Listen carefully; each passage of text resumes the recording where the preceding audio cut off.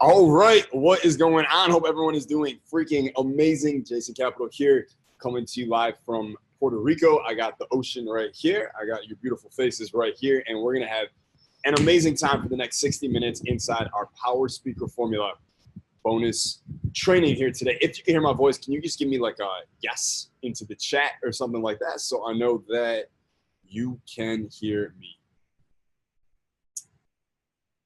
Perfect. All right, cool. I see some familiar faces here as well. Wonderful. What's going on, guys? Good to see all of you. So we're going to have a good time today. All right, we're going to have a really, really, really good time. I want to start with the story to kind of remind you guys why it's so important that we really work on this. We really do become power speakers in our own lives and in our businesses, right? So I don't know, maybe 6 months ago or so, I was in California and I see this girl, right? And it was a girl I hadn't seen in maybe, 4 years or so. I hadn't talked to her in 4 years. And she comes rushing up to me and she's like, Jason, I have to thank you. I'm like, okay, like, what's up? She goes, I just want to thank you so much. Like, you changed my life.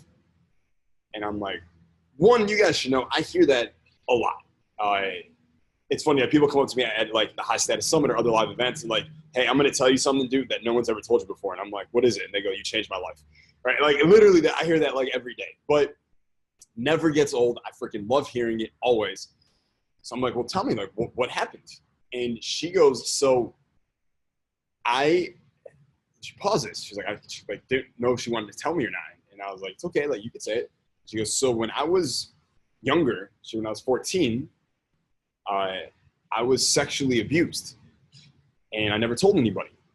And it was something it was like a part of me all the time. And I felt like I did something wrong. I felt shame about it. I felt bad about it. It had issues with it. Like it really affected her, obviously. Right. And she goes, I was watching one of your YouTube videos, one of your old YouTube videos. It was like when you were a dating coach video, like back in the day. And it wasn't even for women. It was for men, but you were talking and I was like, I got lost in what you were saying and I got so into it. And then you said something that like flipped the switch in my brain. And it like made me realize all of a sudden, like what happened wasn't my fault and it wasn't my responsibility to carry that with me. And it was like, when you spoke, all of that just faded and disappeared. And I was like better, like immediately. And she goes, literally, it's been like a year and I feel like amazing about it. Like you changed my life. I tell you this story because that's the power that a power speaker can have on someone else's life.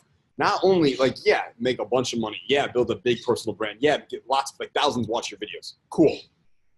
But through a video, you literally have the words to change somebody's life as a power speaker. Not a normal speaker, not a Toastmaster speaker, a power speaker. Because there's a big difference, as you know. All right, so here's what I want to know from you. In fact, let me get my iPad. Let me get my iPad hooked up here so we can work on this together.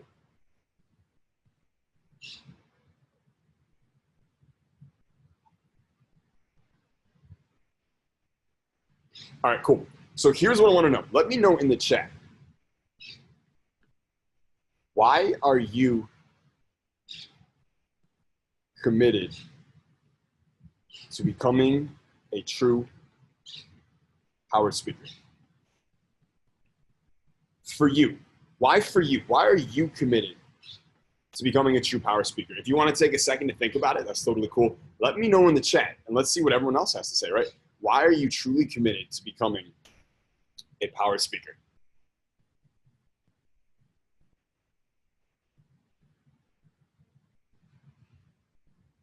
All right, so Michael says to inspire. Eric says to learn how to make engaging videos. Good. Zach says I want to help influence everyone on a huge, deep level. Good. Derek says because I want to be able to create income and stay home and not work away from home. Cool. Make money from home. Thought says so I can make a real impact and change some lives. Love it. Had to inspire, develop myself further. Kong said to change my accent and to speak clearly and influence people. Good. Angel said I want to impact in a positive way. Mari said I want to influence those around me to a better life by being an example of what I want them to become. Yes, right? We call that going first, where you become the thing first and they get inspired by it and then they become the best version of themselves as well. Marvin said, because I want to become more persuasive, become more influential. Sam said, I want to develop an ability to lead. Patrick, to inspire others, make a dent in the world. Michael said, to be remembered. Who else here wants to be remembered? Right. Daniel said, I know that there are experiences I've had that people can be touched by. The only way to truly touch them is by being a power speaker. Good. Josh said to be a better communicator, better influencer. A lot of influencer. Who here wants to increase their influence, become a better influencer, a better persuader, a better speaker, a better storyteller, more charismatic, more powerful? I think all of us, right? Yeah, Marvin said, I want to speak like you. Phil said to influence, inspire, persuade, and make money. Sounds good to me. Yeah, a lot of us. Alan said, I want to be the best in my field. Let me know that. Give me a yes in the chat if you want to be the motherfucking best in your field. And that is a goal. That's a real, that's not like, oh yeah, I'm typing yes because Jason told me to type yes. Like, that is truly something you want. Plez, what's up, man? He said use the spoken word as effectively as you use the written word. I love it. Yeah, a lot of, like, almost everyone here. Be the best in your field. Be the top earner in your field. Be the most well-known in your field. Be the most dominant in your field. Yeah, I think that's all of us. Right? I think that's all of us. Me too. Me included, right? Let me clear the annotation. All right, cool. Joanne said, I want to make successful business and be the best. Damn straight. Being the best in our field. So we all have a lot of different reasons for wanting to become a power speaker, yet a lot of us have a lot of the same reasons. In fact, we have more reasons in common than we do different for becoming a power speaker. And I want you to know you can certainly become a power speaker if you're willing to put in the work to get there. If you're willing to pay the price to action, you can become a power speaker. I have done it. Lots of other people have done it. A lot of my clients have done it. It's funny, at the High Status Summit, we have lots of my students come on stage and they give little TED Talks or little short talks. And some of them are better speakers than the professional speakers that we bring in, right? Because they're all doing it. They have made this transformation because there's a formula to it. And you can certainly do it too if you're willing to pay the price to action, all right? So here's what we're going to be going over in today's bonus training here. Let me put my notes up. Perfect. So I want to talk about storytelling today. And I hope that doesn't surprise anybody because you will not find a power speaker on the planet who is not a great storyteller also. The two, they go hand in hand. In fact, let me know in the chat right now, have you ever heard someone tell a story that moved you, that inspired you, that impacted you on a deep, deep level? And if so, who was it? What was the story? Let me know in the chat. Who was it? What was the story?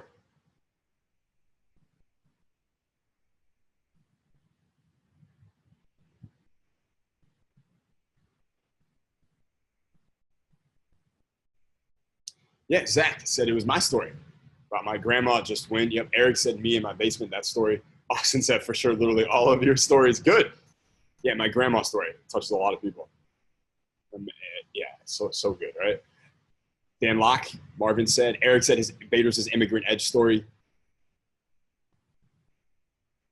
Yeah, let me ask you this. Who here has ever heard me tell the story about Bedros and the crabs when he's in Alaska? Right, and the crabs in the bucket. Who remembers that story?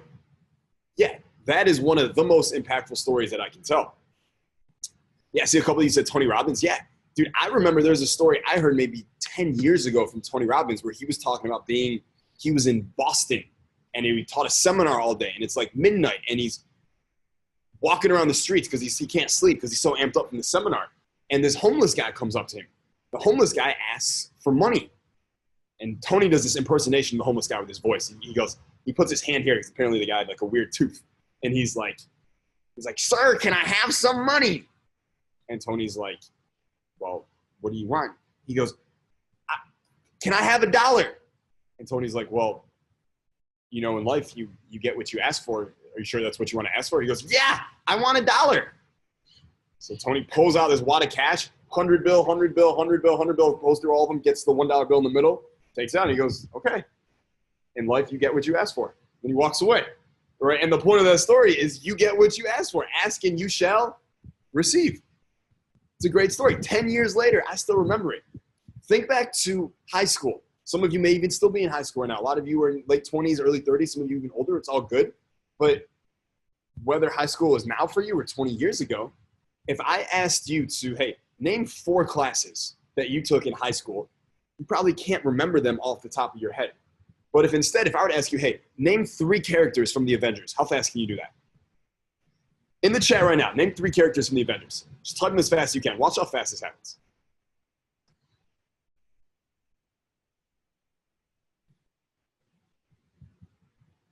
Yeah. Me, Iron Man, Thanos, Captain America, Tony Pepper, Peter. Yeah, Heads wants at Jason Capital. Dude, I am not in the Avengers yet. Keyword.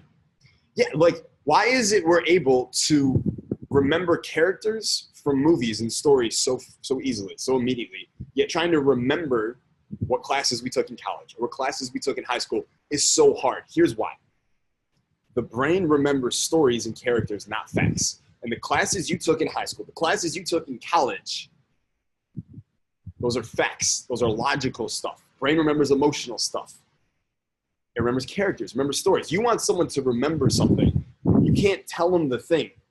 You're going to have to take that thing you want to tell them, and you're going to have to wrap it in a story first. The Bedros crab story, right? The punchline of that story is Bedros looks at the crab is crawling to its freedom. Bedros taps the fisherman. He's like, dude, you're about to lose a crab. Fisherman goes, don't worry about it. Watch what happens next. Bedros keeps watching. And right as that crab gets on the edge of the bucket, an inch away from freedom, every other crab in that bucket pulls the crab back down to the bottom of the bucket.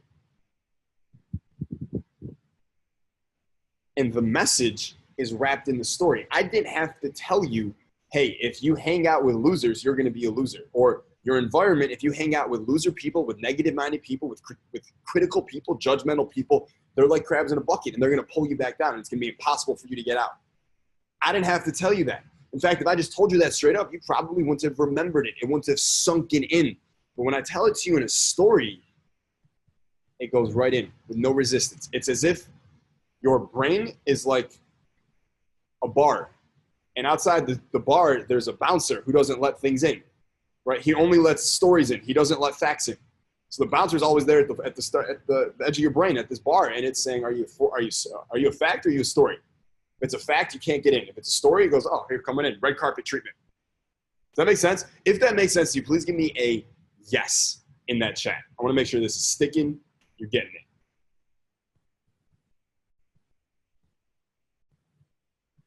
Perfect. Lots and lots of yeses. Good. You guys are a wonderful audience. All right, cool. So storytelling is incredibly, incredibly crucial. All right. Let me know this in the chat. I got one more question for you. What would it mean for you if you became an amazing storyteller? What would that mean for you? Even imagine it if you can right now. What would that look like? What would that mean for you if you became an amazing storyteller? What would that allow you to do? Who would that allow you to get in touch with? What would that allow you to build? Who would you become? Corey said, a wonderful speaker like me. Thank you. My ego likes that. Eric said, it would transform my life in many ways. Jeff, impact, sales, relationships, all of it. Yeah. Yeah, Zach had a really good point. He said, never having to think of what to say. You realize when you're telling a story, you never think about what to say because it's so easy to communicate a story. You're trying to get the words right on some facts. It's a lot harder to remember. Like, for instance, this whole training session today, just so you guys know, I just have like 5 bullet points of like 5 main stories. And it makes it easy for me to teach. I don't have to remember anything. I live this, right? I live power speaking. This is all I do. Yeah, Austin said, first impressions. Nico said, I build a massive audience. Sam said, it would be easier to influence to get the audience. Daniel said, I would have such deeper relationships with people. Who else here wants deeper relationships with people? And not in a way where they had to be the ones who made it happen, but you were the one who made it happen yourself. You didn't wait for them. You weren't needy or dependent on them to make it happen. You did it yourself. Yeah, someone said a big, big influencer, better connection with your clients, entertaining and interesting, lots more sales, top in your field, dominate your field, totally. Right? Ben said to speak to the spirits of people. Yes. Much easier to express. Yeah, so like there's so many great reasons why we want to become great storytellers and great power speakers. So what I want to do as we continue our bonus training session here is I want to go over some key elements of really, really good storytelling for you. Is that cool? You excited for that? It's going to be fun. Are you amazing? Am I amazing? Are we amazing? We call it middle. Yes. Good. All right. So please write this down. All right. The king died, then the queen died. All right. The king died, and then the queen died. In fact, I'll write it right here. Okay. We're going to look at this.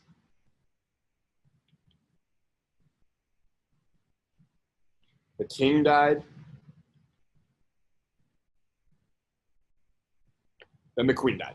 I know my handwriting is terrible.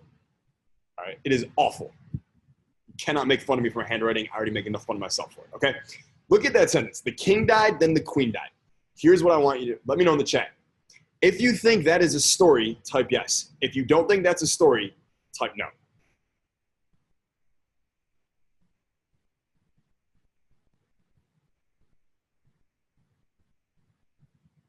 So I see a couple yeses, and I see a lot of no's. A couple yeses, a lot of no's, and we have Josh who's taking the easy way out, and he said it could be. Dude, shit or get off the pot, man. You got to pick. All right, you got to pick. So he said the king died, the queen died. Most of you said no, that is not a story. Here's what I'm going to say. That is not a story. I'll tell you why. That is a factual retelling. That is just a communication of facts. That's it. This happened, then this happened. And in fact, if you listen to a lot of people tell stories, especially the bad people telling stories, the ones who suck at it, this is what they do. They think they're telling a story, but they're just retelling facts. And it's incredibly boring. Who here has ever had to listen to someone tell an incredibly boring story and you could not wait to get away from them? You're just like, please finish so I can politely pretend I was listening and get the fuck out of here. Yeah, so many of us. It's painful. Yeah, Patrick says way too often. Way too often. Because it's a factual retelling. And here's the problem. One, they don't teach this stuff in school. Who the hell teaches you to tell stories? No one teaches this. Here's the other problem. Most people think that's a story. They think telling what happened is a story. That is not a story.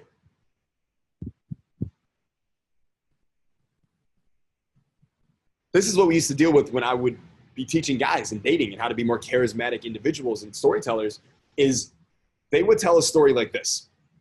So you'd say, what did you do today?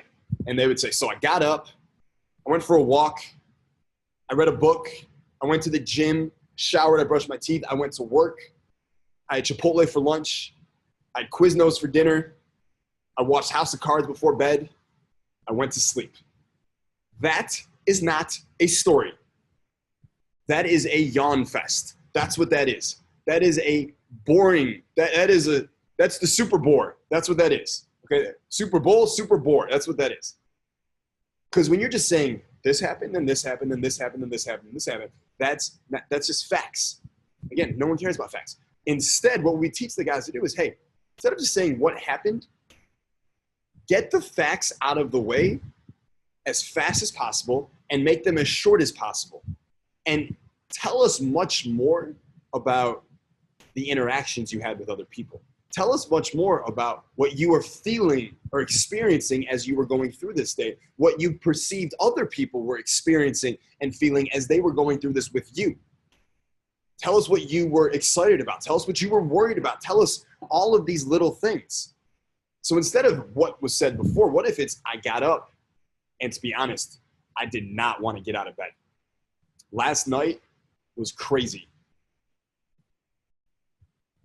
And I stayed up I was out way longer than I thought I would, but I'm on a mission. I got things to do. So I got up at 6 a.m. right when I said I would. And the first thing I did, I went for a walk. And on this walk, I was walking down and I see my neighbor walking their dog. It's this little chihuahua. It looks like a rat. Like, I don't mean to be mean, but it looks like a little tiny rat. And the thing, I don't know what it was, if it smelled the vodka on me from the previous night, it started barking at me like I was a criminal. Barking and barking and barking and barking. It was barking so loud, it woke up 3 other dogs in the neighborhood, and then they started barking. And then dogs down the street started barking. And then every dog in the city, because of me, started barking in unison. And we broke the sound barrier. Now, that's not true. But how much more interesting is that than that shit we said before? It's not even close. All right? So here's the distinction, okay?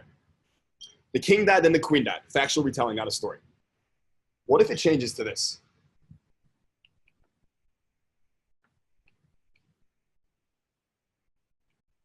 The king died, then the queen died of grief. Is that a story? If you think that's a story, give me a yes in the chat. If you don't, say no.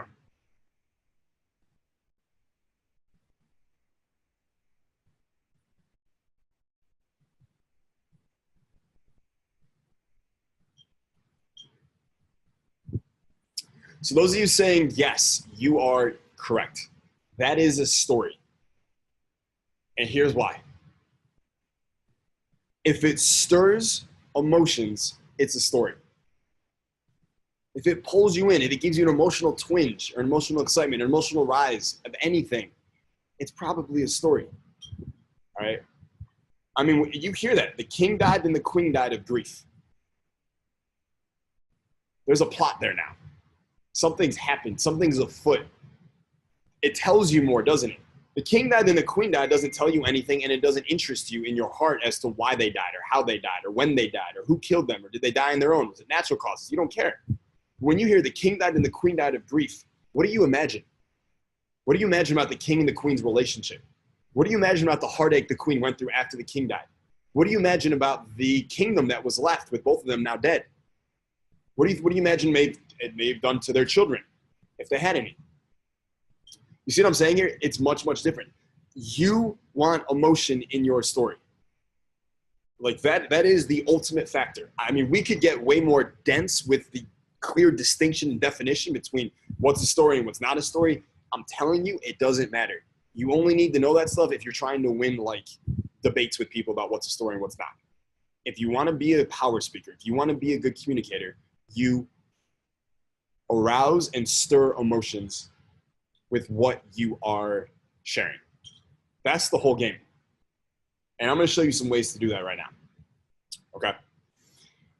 So here is like the basic story formula. Let me erase some of this.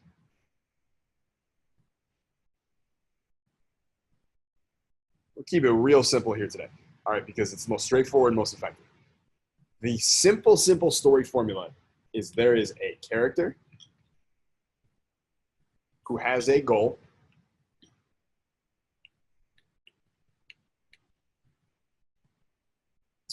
and there is a conflict standing in the way. That's the story. That's your formula. Character, goal, conflict.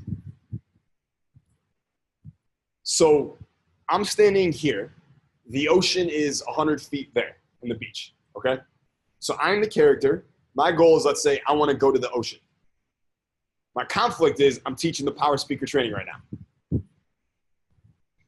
That's a story. And I can tell a story.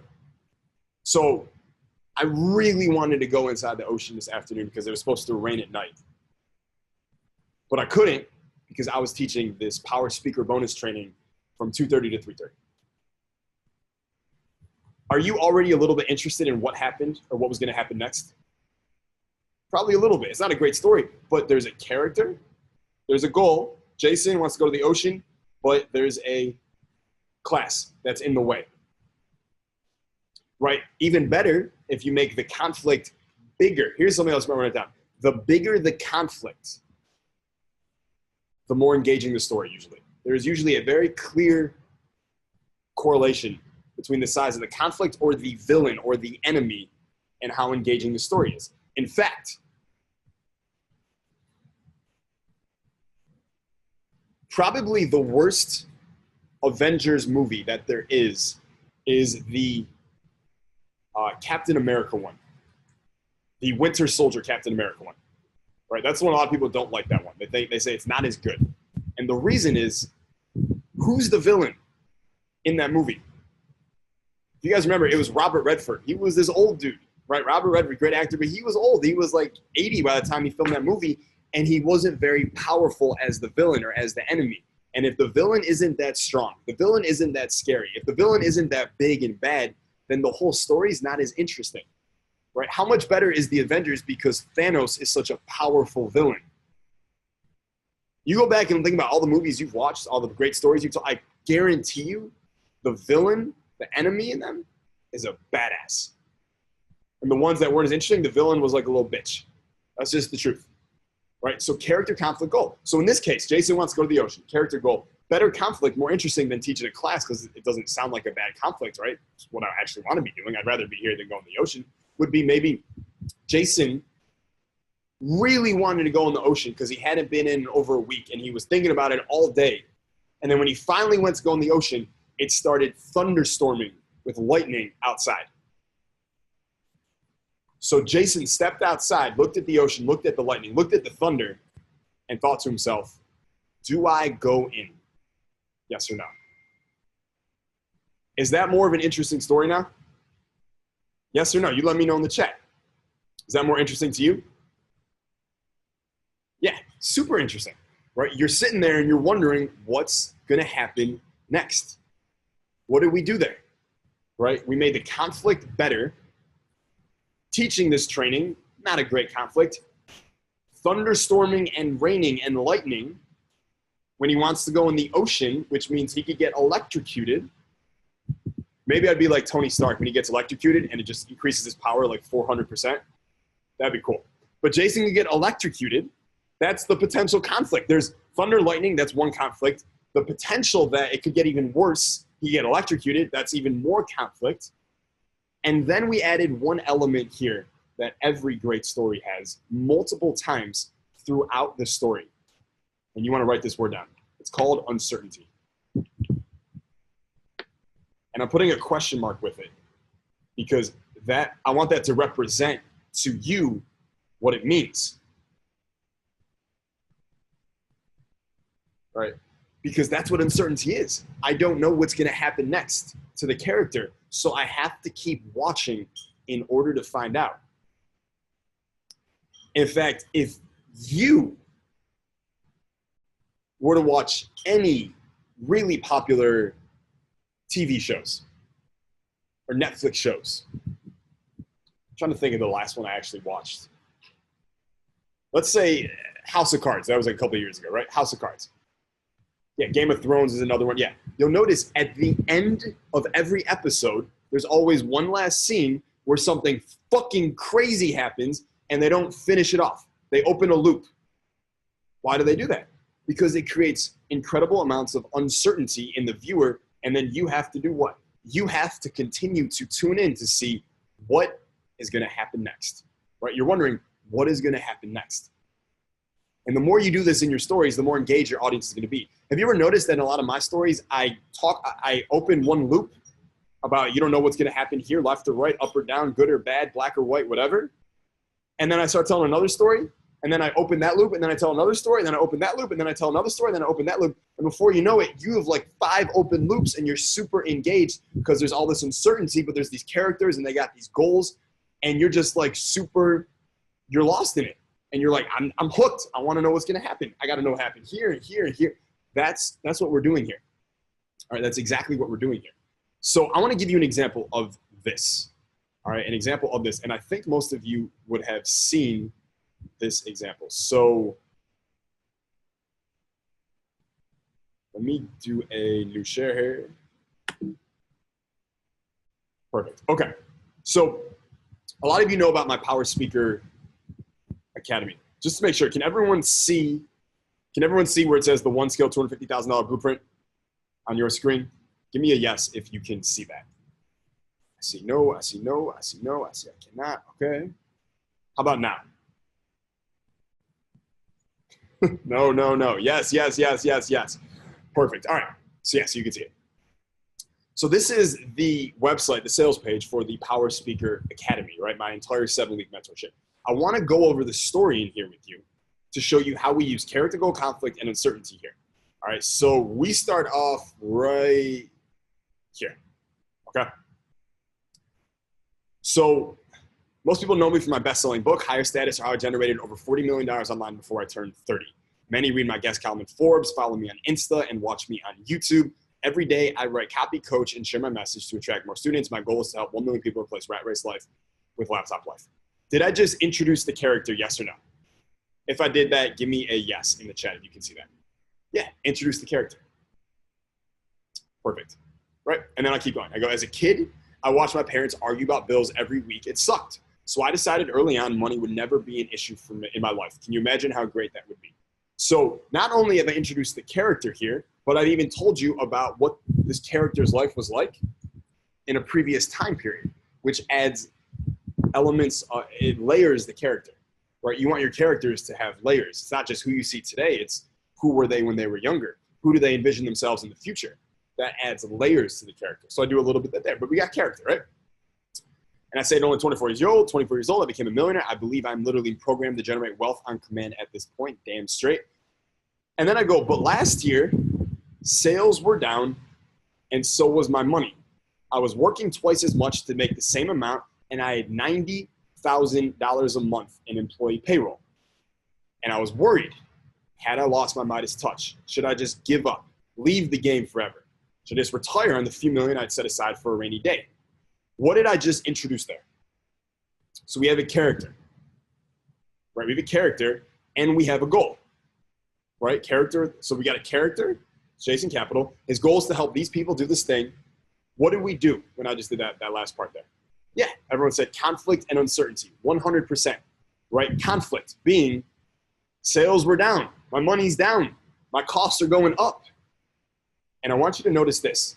There is external conflict, and then there is internal conflict. And you want to share both of them when you are sharing your story. You want to share both of them. So I shared external conflict right here. I mean, it's literally, it is separated by a chart. How nice is that? External conflict. Sales are down. Money's down. I'm working twice as hard to make the same amount. And I got $1 million a year in employee payroll just to pay my team. Those are all external conflicts, correct? Yes? Good. And then I go and I share my internal conflicts. Internally, I was worried. True story. I was. Had I lost my Midas touch? Should I just give up and leave the game forever and just retire on the few million that I'd set aside for a rainy day? Those are internal conflicts. If you see this immediate, like it's a very clear difference between external conflict and internal conflict, give me a yes in the chat. I want to make sure that you get that because that's such an important point when we are sharing our stories. Like it's when you're sharing your stories, you want to share the external conflicts, but you also want to share the internal stuff. We call it giving people a live look in, meaning give them a live look into what you're feeling and what you're experiencing and what you're going through, because it's actually your being vulnerable and opening up about those things that makes you so endearing and engaging and powerful and charismatic to other people. Because most people are too big of fucking pussies to share what's going on inside. But the person who can open up and share those vulnerabilities and do it in a confident, calm, grounded way, that's powerful. That person is so powerful, right? So I share both the internal conflict, the external conflict. Let's keep going. So one day I was on a Skype call with my friend Dan Locke. Dan is a living legend in sales. And out of the blue, Dan asked me, Jason, how often do you webinars? I say, never. There's a long silence. 15 seconds pass. He hasn't said anything. I wonder, is Dan going to ghost on me like my money too? Right? What am I creating here? What am I playing with here? We just talked about it before. Yes, yes, 100%. Uncertainty, right? Uncertainty. Now here's the thing. The intermediate storyteller, the intermediate power speaker, when they tell this story, they'd say, out of the blue, Dan asked me, Jason, how often do you do webinars? And I said, never. And Dan looked at me and he said, da-da-da-da-da. The problem is there's no uncertainty in that story. When you tell stories, there's all these little gaps where you can pause on things. You can say things that will increase the uncertainty in the person or the audience listening. I was talking to my friend and I asked him, dude, how is it that you've made so much money at such a young age when you came from such a poor background? And he said, da da da da, versus, so I asked my friend, dude, how have you made so much money at such a young age when you came from such a poor background? And he looked at me different than he'd ever looked at me before. A fire went up in his eyes. And to be honest, I know if he was going to tell me the truth, he was going to lie to me, he was going to say something else. I didn't know if he was going to take it personally, be offended by what I said. And like 10 seconds passed and no one said anything. And then finally he looked at me again and he said, blah, blah, blah, blah, blah, right? We build up the uncertainty and it creates much more interest in the audience. How much more engaging is that versus I asked him this question and he said this back? It's more like, no, I asked him this question and then uncertainty triggers and then here's what happened. Make sense? So that's what I'm doing with Dan, right? Daniel says, super different. I love it. Alan said 100 times more better. Yeah, it's so much more engaging when we inject uncertainty. Like that one lesson there, I want you guys to know if you can just apply that to your videos and your social media, your webinars, your speaking, your storytelling, night and day difference. Night and day difference. No one in your freaking field is telling stories like that. I promise you, no one's doing it at that level. All right. So there's a long silence. 15 seconds pass and Dan hasn't said anything. And I even wondered to myself, is Dan just going to ghost on me like my money too? But at that moment, Dan clears his throat and he goes on a rant that would forever change my business. He says, Jason, are you kidding me? And by the way, this actually happened. Dan, he ripped it. He goes, Jason, are you kidding me? You've made millions and millions online. How have you done it without doing webinars? He goes, I built my entire 8-figure empire with webinars. He goes, look around you. Every internet millionaire you know does webinars. Think about it. They all do webinars. Why not you? He goes, if you were to start doing webinars today, your whole business would double and you'd get the Midas touch back. Damn, I thought. And I went to the beach in my backyard after Dan's ass kicking and I listened to the waves for a while. And I went for a walk and I thought, what if Dan was right? What if webinars were the answer to my crappy sales numbers? What if they could give me my Midas touch back? What am I playing with again here?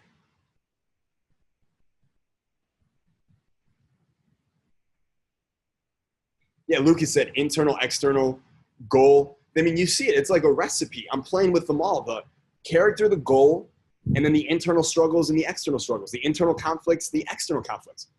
Right? It's all coming playing together. And there's all this more uncertainty because you still don't know what's going to happen next. So here's what I realized, all right?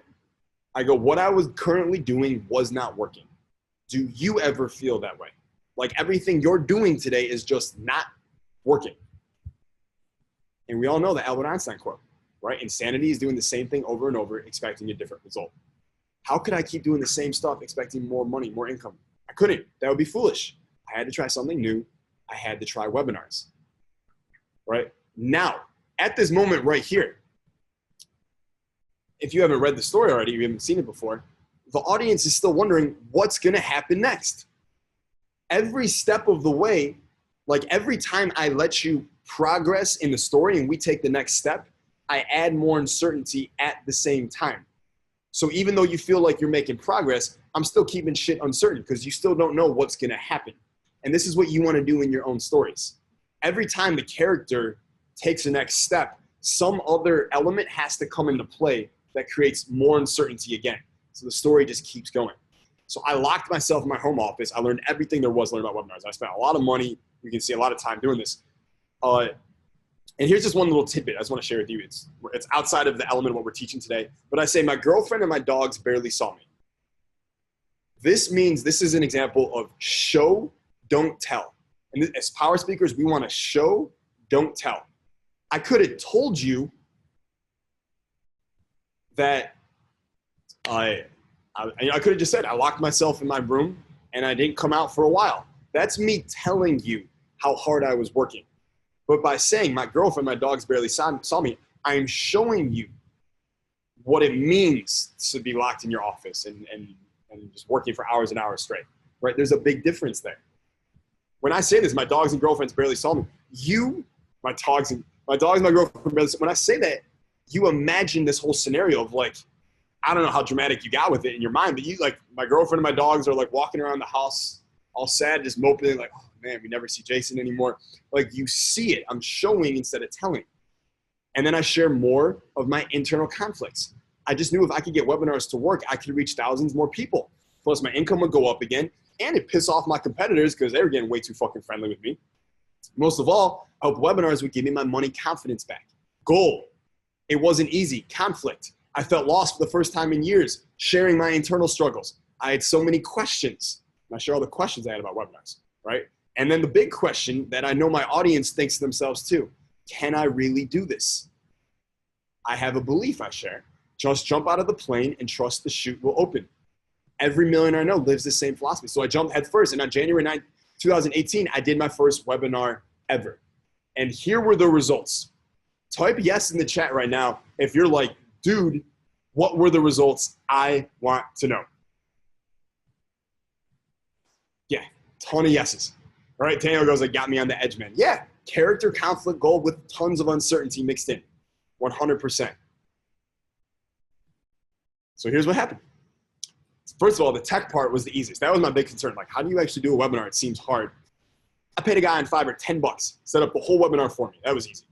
But I barely even knew what I was doing on the webinar. More internal struggle sharing, right? It took me 5 minutes to find the turn sound on button. Literally, that's actually true.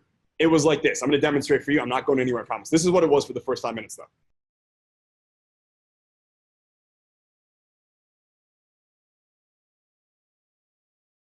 I did that for 5 minutes. My voice, like, you could see me talking, but there was no sound. All right, that was my first webinar experience. That's like how bad it was. But people were already there. There's no turning back. So how'd it go? More uncertainty. I'm just playing with it now, right? Dude, it went so well, I did a money dance. Let me throw in a picture to show you what a money dance looks like. All right, that's what a laptop money dance looks like. It's a good picture. One webinar made me over $181,000 the very first week. Got my Midas touch back, right? And as the result of that webinar, I helped 17 incredible people replace rat race income with laptop income. This is me sharing the payoff of the story, right? Since then, I've done over 100 webinars. They've made millions, reached over 100,000 sometimes today. True story, I can make over 75 grand in the afternoon just doing a webinar, right? Actually, need to fix that copy, right? And sometimes, yeah, like this was another afternoon we did in December, 95 grand in the afternoon webinars, right? Webinars are a focal point of my business. So that's the end of the story. But give me a yes in the chat if you saw all the elements there. Character, goal, conflict mixed with lots of uncertainty with the internal conflict and the external conflict both together there. Yeah, tons of yeses, yeah. Perfect. All right, sounds like you guys are learning a ton here. Good. Good, good, good. Okay, so I want to teach you guys one more thing, and then I actually have something kind of fun to share with you at the end here. I like Daniel said, I'm grinning ear to ear. This stuff is so powerful. This is the best stuff. All right, this is the best stuff. And I don't know if there's any skill more important than becoming a power speaker, simply because everything is video. By next year, as you guys know, 82% of the internet is going to be video next year, like 2020. So that's cool. You're like, oh, wow, that's a lot of internet. What does that mean about 2021? Will it be 90%? Will it be everything? It's all going towards video. I changed the girl's life through a video, random video. I've changed a lot of lives through videos. Like, there's nothing like it. Having that ability on video, on social media, on webinars, on stages, everywhere. Such an important skill to master. So one last thing I want to share with you here, and this is, we'll try and get through this fast because I do have a lot for you here. Give me a yes in the chat if you are a Star Wars fan. If you're a Star Wars fan, give me a yes in the chat. Otherwise, my example is not going to make any sense to you. Yeah, a lot of yeses and a lot of nos. Guys, if you haven't seen Star Wars, like the originals, please watch it. It's just good for the soul. You should do it. All right, great storytelling also. So I see a lot of yeses. All right, so for everyone who said yes, here's my question for you. All right. Which movie did you think was better? The Empire Strikes Back or The Return of the Jedi? Empire Strikes Back or Return of the Jedi? Which one was better?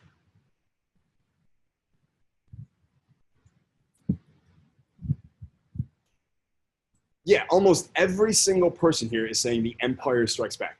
Why is that? Empire Strikes Back was made like 30 years before Return of the Jedi. The graphics are way worse. The color is way worse. etc. Here's why. In Empire, the rebels get their asses kicked. In Return of the Jedi, the rebels do the ass kicking, right? And the rebels are the people that we're rooting for. We like the rebels. And in the first one, they're getting the shit kicked out of them. And in the second one, they're winning. Yet everyone likes the one where the people we like, the rebels, are getting the shit kicked out of them. Why is that? Please write this down. Because to the human brain, Paradise Lost is a lot more interesting than Paradise Regained. Please write that down. To the human brain, Paradise Lost is a lot more interesting than Paradise Regained.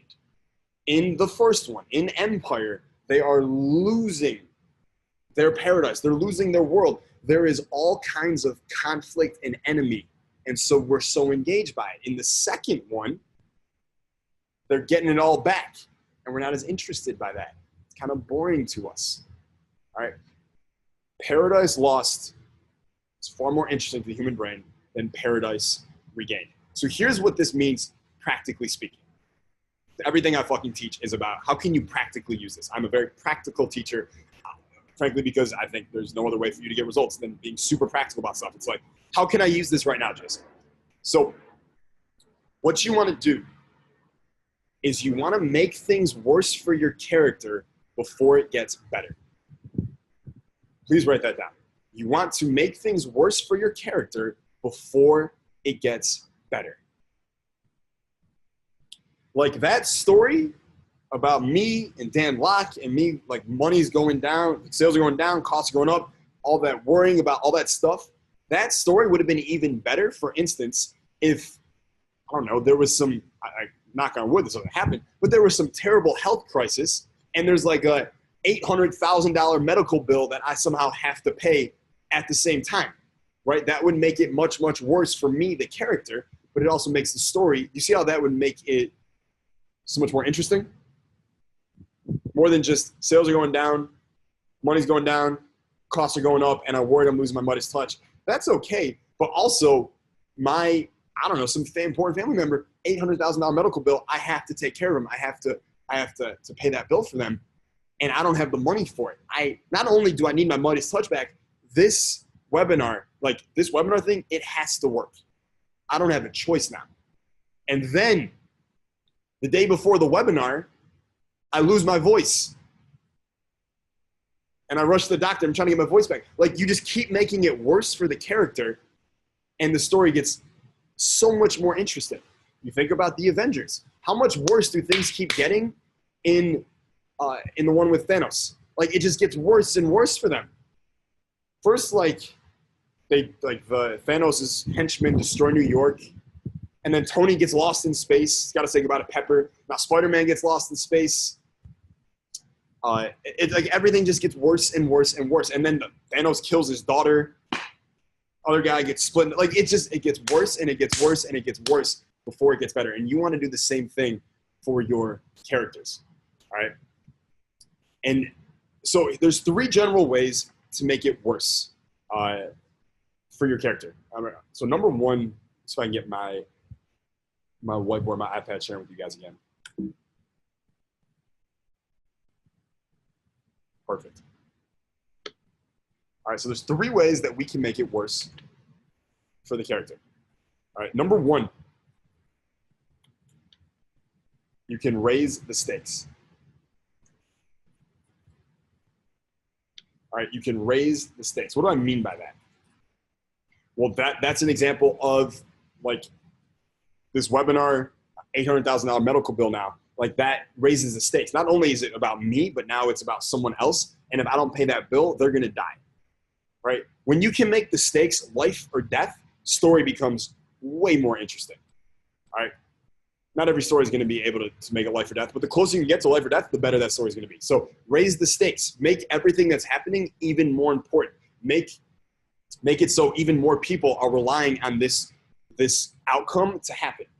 Or make it so all these people suffer a severe consequence if it doesn't happen. That's how you raise the stakes. Second, right? Make their chances slimmer. right? Make the character's chances slimmer. So not only is Jason like he's got to get like this webinar thing going, but what's something I could have added to that story to make the chances of it working even worse? How about the internet was really, really slow that day and half the audience couldn't even hear what I was saying? Do you guys feel that even as I share that, how much more intense that story becomes? Right, so that's 2. And then 3, make it personal. Right, make it super personal. Meaning put something or someone close to the character in danger. Put something or someone close to the character in danger.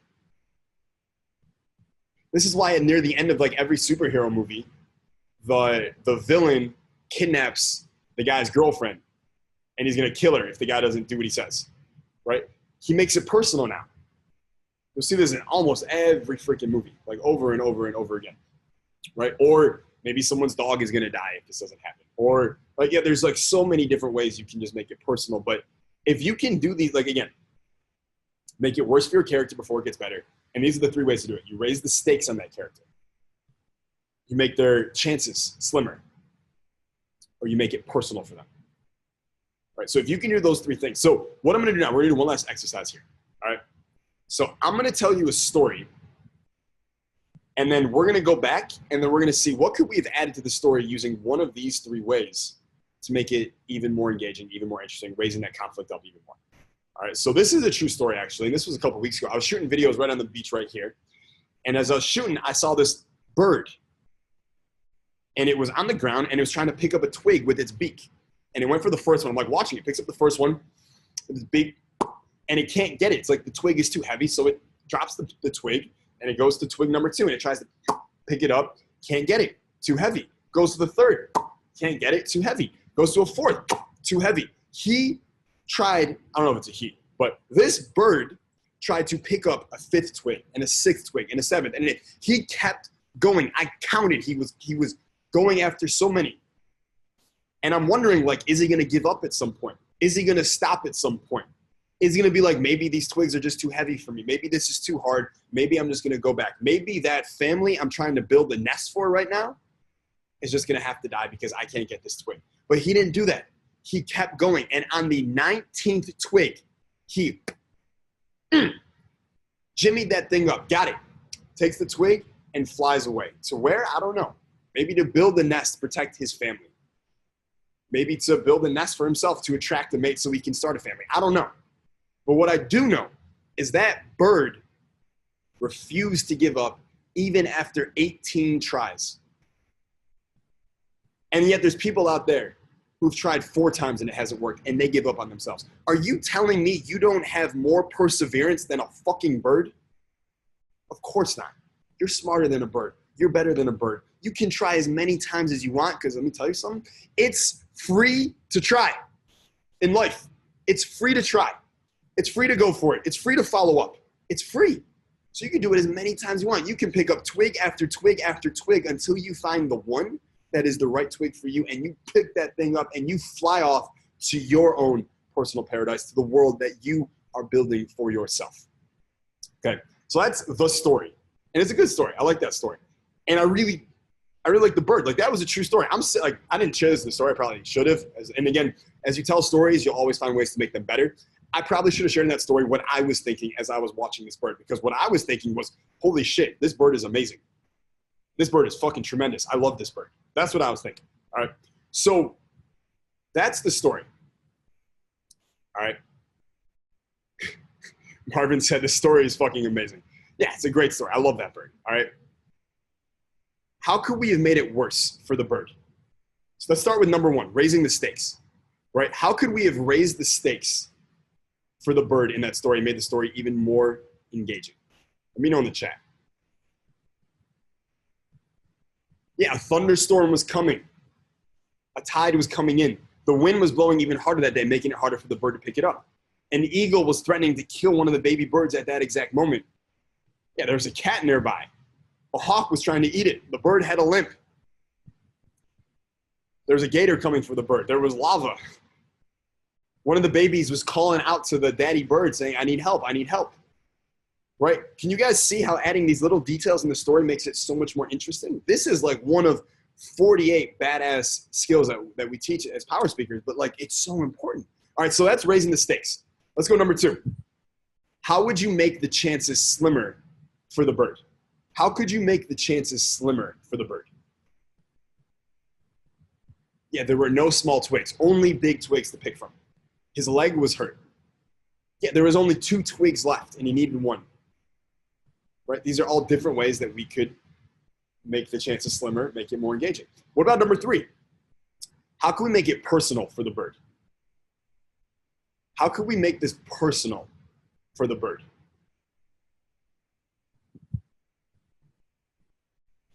Sam said his baby's life depended on the nest. Yeah. Amari said other birds told him he couldn't. Yeah. How about if another bird was trying to go for the same twigs in that exact moment? Now it's personal. Try and build that same nest. Yeah, if he didn't deliver, someone would take his girl bird. That's great. You guys see how much fun this is? This is what we do as power speakers. This is the best. All right. And we have formulas for this. You just go through the story and go, how do I raise the stakes, make the chances slimmer, or make it personal? All right. So if everything we've covered here up to this point has been super freaking fun and valuable for you, give me a yes in the chat. If this is like going to help you a ton with your speaking and your storytelling and everything that you're doing, because as a power speaker, 100% this is, right? Yeah, totally. Okay, so I mentioned before, I have one final thing I'm just sharing privately with everyone here today live. And here it is. All right, so right now, as you can tell, I've been talking a lot about power speaking. I'm very, very into this. I'm very hot on this right now. I am looking for 5 people to work with who want to make between 100 and 250 grand in the next 12 months as a power speaker, with a little extra mentorship from me as well as we work together in this kind of case study program. And it's inside my Power Speaker Academy mentorship. So again, I'm looking for 5 people who want to make 100 to 250 grand in the next 12 months. You don't need experience. You don't need an audience right now. I'll help you with the audience. I'll help you with if you don't have a product to sell, I'll help you build a product together. Like, I want to do all this. I want to get the case study out of it. If you would want to do that with me, and if you'd be interested in doing that, it is not free. It would be a disservice if I did it for free, because then you wouldn't take it seriously. It's much, I'm not going to say the price, but it's much, much cheaper and affordable than some of my like super high ticket programs. If you want to be one of the 5 and you want to go in this case study program with me at this really high level for the next 12 months, 250 grand, that's our target together. If you want that, just type yes into the chat with your email, just like this. Yes, with your email. And once you do, what's going to happen is me or one of my coaches, we're going to send you an email and we're going to say, hey, let's book a time so we can talk on the phone for like 15 minutes. And again, I have like 3 or 4 things I look for everyone inside the case study group, because I am dedicating my time with you. I'm working with you. And we just got to make sure that you fit the right criteria. And if you do, then dude, we're fucking off and running and you're one of the 5 inside this case study program. Okay, perfect. So a lot of you want to get in this. Okay, perfect. So again, if you want in, just type yes in your email, and then me or one of my coaches, in fact, probably both of us, will email you together. We'll book a time so we can talk about 10 or 15 minutes. And if it's good, then dude, the next 12 months are fucking, they are good. They're good. All right, they're good. They're oomph. All right. Okay. So yeah, Eric, got you, man. Daniel, got you. Awesome. Austin, got you. Fuzz, got you. Nico, what's up, man? Got you. Alan, got you in here. Florian, good to see you, man. Got you. Did I pronounce your name right? Nicola, got you. Amari, got you. Plez, what's up, man? Got you. Harvey, got you. Neffy, got you. Joanne, got you. Hadzwan, got you as well. Michael, got you. Good. Tyler, got you. Awesome. Angel, got you. Alan, got you. Cool. Zach, got you. Eston, got you. Annabelle, got you. Awesome. Ash, what's up, man? Got you. And Josh, got you too. All right, so that's definitely more than 5. So again, we're going to talk to each of you for a little bit, and we'll pick our 5, and then it's going to be awesome. And I look forward to turning you guys into like legitimate badass case studies as power speakers, because this is, as you can see, just with the little tip, the little iceberg that we touched today, there is so much fucking power and influence and strategy here, and I want to share it with you. All right, so Gang, that is going to wrap up this bonus training session for the Power Speaker Academy. Thank you guys so much for betting on yourself. Again, you know the 3 creeds, right? Take action, bet on yourself, lean into your edges, Kaizen everything in your life. I live by Kaizen. In fact, I think my next book is just going to be called The Kaizen Law. And I'm just going to spend like 200 pages just going ham on Kaizen. That's kind of what I had this thought the other night. But I'll tell you this, right? I want to thank you for not only joining the Power Speaker, the case study group, right? The smaller one that we just did, but all of you are now members of my weekly interactive high income skills training, right? And I'm just going to let you guys know, like you guys should know about it. That's what you signed up for. But it is the most effective, the most affordable program I think I've ever created in my life. You guys are going to flip when you see it. You're going to love it. Basically, you and I are going to get on a Zoom call just like this with this group every Friday, 1 p.m. Pacific time, 4 p.m. Eastern time. And we're going to spend an hour training you on a new high-income skill, whether it's speaking, closing, copy, traffic, personal branding, getting traffic, affiliates, doing deals, generating referrals, hiring employees, delegating, scaling the business, email marketing, social media marketing, selling through chat, networking, growing your social circle, connecting with millionaires, getting mentors, like every high-income skill. We're working on it every Friday live, once a week live. And the cost, please don't have a heart attack right now. It's only $9.95 a month. It's only $9.95 a month. So I built this, by the way, because I have a goal. I want to get like 1 million people in this thing, like 1 million people in this thing, get insane results, and just crush it. And the best part, at $9.95 a month, who the fuck would cancel that when we're training every single week for an hour? Someone DM'd me, and they were like, dude, I pay more than $9.95 a month for my gym membership. Now I'm paying $9.95 a month to go to the gym every Friday with Jason Capital. He's gonna strengthen my brain, right? Like, he had some metaphor like that. I was like, dude, that's good. I'm gonna put that in the copy. That's actually really good. So everyone who signed up for Power Speaker, the case study group, you are automatically a member of the weekly interactive high income skills. So it's gonna be amazing. And the best part is, not only are we doing the friggin' live every Friday, but in the members area, every recording from every past call is going to be in there as well. So you're going to have lifetime access to all of that stuff too. Plus, I'm going to give you guys all kinds of special like hookups and shit that everyone else doesn't get. So I'm psyched about this. You guys are some of the first members ever to join that group because we just rolled it out. So, and by the way, like part of the reason I'm doing it as well is I don't like these fucking free webinars that everyone on the internet does. If you agree with me, if you like, I don't like these free webinars where they just butter you up for 2 hours and they pitch you and they waste your time, give me a yes in the chat just for my own research purposes, because that's my gut feeling. And that's what, yeah. I mean, this is a yes waterfall. All right. How about no more fucking free webinars? It's not fucking free. And here's how you know it's not free. What's more valuable, your time or your money? Your time. So it's not a free webinar. It's give me 2 hours. So I can bullshit you for 2 hours. It's stupid. And then you tell people to take action 87 times in the last 20 minutes. So take action now. Take action now. Take action now. Right? Like, fuck that. How about you pay me $10 a month and then I can teach you live every week and it's not a fucking buttered up sales pitch, but I just give real fucking value every single week live. That's how a webinar is supposed to be. So I'm going to change this fucking game. All right. We put 1 million people in here, $10 a month. That's good. I'm good with that. All right. Yeah. Omari says, I listen to other things while I listen to 2 hour pitches. You guys said it. Yeah. Plez said, it's stupid foreplay. Let's just fuck. We all have our different ways of looking at it, but it's exactly correct. Yeah. So fuck that. That's what we're doing here. I'm psyched about it. Everyone who typed in your yes in email, we're going to have an amazing time in this case study group. So I'm super stoked to have you in there as we turn you into a case study over the next 12 months. It's going to be fucking amazing. So everyone, please, have an amazing week, have an amazing weekend, have an amazing life because you fucking deserve it. And I will see you real soon. Peace.